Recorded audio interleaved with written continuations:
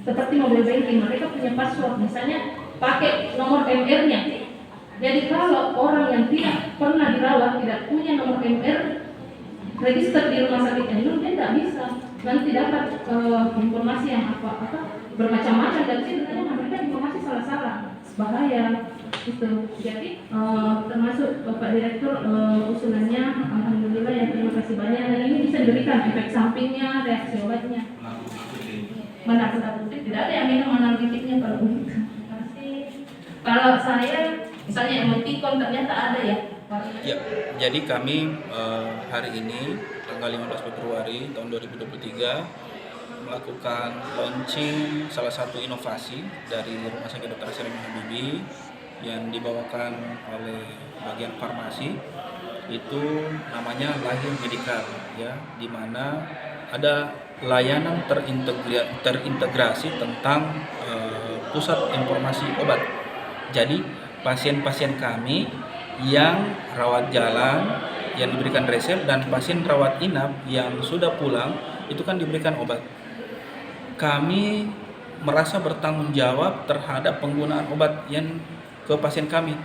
Satu, tanggung jawabnya adalah bahwa memastikan bahwa pasien-pasien kami ini mengkonsumsi obat itu dengan benar. Jangan obat yang harus dimakan pagi dimakannya malam. Obat yang harus dimakan diminum sebelum makan, diminumnya setelah makan. Harus teratur. Harus teratur. Sesuai dengan resep. Sesuai dengan resep, tidak boleh dilangkah-langkah, harus sesuai dengan resep, instruksi dokter yang ada. Nah, kedua, kami harus memastikan bahwa pasien-pasien kami ini tidak mengkonsumsi obat yang juga dibeli sendiri. Nah, untuk menghindar jangan sampai obat-obat itu adalah obat-obat yang tidak bisa dikonsumsi dengan obat yang diberikan dari rumah sakit. Nah, langkah kami bagaimana? Cara kami adalah membuat semacam aplikasi. Aplikasi itu nanti pasien bisa melihat, di aplikasi smartphone nanti itu, jadi pasien bisa melihat obat saya, harusnya betul, ini jam begini saya makan, tidak boleh saya makan sebelum tamu. Meskipun sudah dijelaskan, kadang kan lupa. Ada pasien kan dapat 6 obat, bingung yang mana ini, yang mana. Oh ternyata lupa, ini obatnya kemarin lupa, mana tulisannya dokter sini, mana etiketnya. Entah itu hilang kah, jatuh atau bagaimana. Nah, dari aplikasi itu sudah jelas. Obatnya dia 3 kali 1, diminum setelah makan atau sebelum makan. Terus kemudian ada juga informasi di situ, efek samping obat ini. Nah, inilah gunanya kita memberikan informasi, dan informasi itu ada dalam aplikasi. Mereka bisa baca, mereka bisa ini kapan saya harus kontrol lagi, dan kita juga bisa memantau melalui aplikasi ini bahwa mereka memang rutin atau teratur minum obatnya.